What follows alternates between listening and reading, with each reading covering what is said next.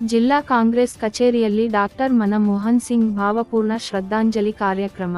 ಕೋಲಾರ ನಗರದ ಜಿಲ್ಲಾ ಕಾಂಗ್ರೆಸ್ ಕಚೇರಿಯಲ್ಲಿ ಶನಿವಾರದಂದು ಬೆಳಿಗ್ಗೆ ಮಾಜಿ ಪ್ರಧಾನಿಗಳಾದ ಮನಮೋಹನ್ ಸಿಂಗ್ ಅವರ ಭಾವಚಿತ್ರಕ್ಕೆ ಪುಷ್ಪಹಾರ ಅರ್ಪಿಸಿ ಭಾವಪೂರ್ಣ ಶ್ರದ್ಧಾಂಜಲಿ ನಮನ ಸಲ್ಲಿಸಿದರು.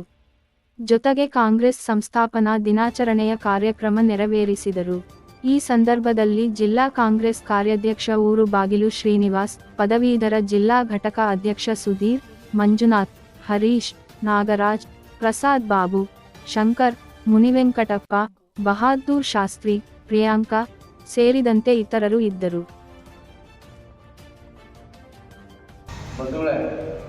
ನೀವು ಕೂಡ ಓದಿದ್ರೆ ಮಾತ್ರ ಈ ದೇಶವನ್ನು ಅರ್ಥ ಮಾಡ್ಕೊಳ್ಳೋಕೆ ಸಾಧ್ಯ ಆಗ್ತದೆ ಅಂತ ಒಂದು ಕಾಲದಲ್ಲಿ ಮಹಾತ್ಮ ಗಾಂಧಿ, ನೆಹರು, ಅಂಬೇಡ್ಕರ್, ಬಾಬು ಜಗಜೀವನ್ ರಾವ್ ಈ ದೇಶಕ್ಕೆ ಕೊಡುಗೆಗಳನ್ನು ಕೊಟ್ಟ ನಂತರ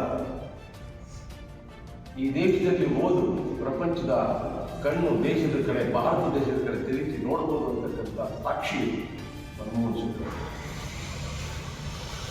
ಅತ್ಯಂತ ಬಡ ದೇಶ ಭಾರತ ದೇಶ, ಅನೇಕ ಸಮಸ್ಯೆಗಳು ಎದುರಿಸಿದ ಕಾಲದಲ್ಲಿ ಸುಮಾರು ಹುದ್ದೆಗಳನ್ನು ಅಲಂಕರಿಸಿ ಆ ಹುದ್ದೆಗಳಿಗೆ ಗೌರವವನ್ನು ಕೊಟ್ಟು ಆ ಹುದ್ದೆಗೆ ಅರ್ಥಪೂರ್ಣವಾದ ಸೇವೆಯನ್ನು ನೀಡಿದಂಥ ಈ ದೇಶದ ಮಹಾನ್ ಚೇತನ ಮನಮೋಹನ್ ಸಿಂಗ್ ಅವರು. ಅವರು ರಾಜಕೀಯವಾಗಿ ಪ್ರಧಾನಮಂತ್ರಿ ಆಗ್ತಕ್ಕಂಥ ಸಂದರ್ಭ ಎಂದು ಕೂಡಿ ಬಂದಿದೆ.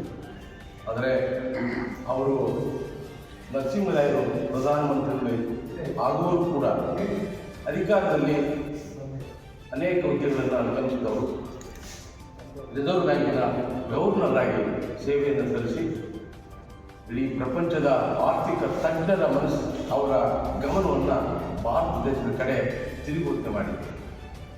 ಅದೇ ರೀತಿ ನರಸಿಂಹರಾಯರು ಪ್ರಧಾನಮಂತ್ರಿಗಳಾಗಿದ್ದಾಗ ಅವರು ಈ ದೇಶದ ಆರ್ಥಿಕ ಮಂತ್ರಿಗಳಾಗಿದ್ದರು. ಜಗತ್ತು ಎಲ್ಲ ದೇಶಗಳ ಸರ್ಕಾರಗಳು ಅವರ ಸಲಹೆಗಳನ್ನು ಪಡಿತಾ ಇದ್ದರು.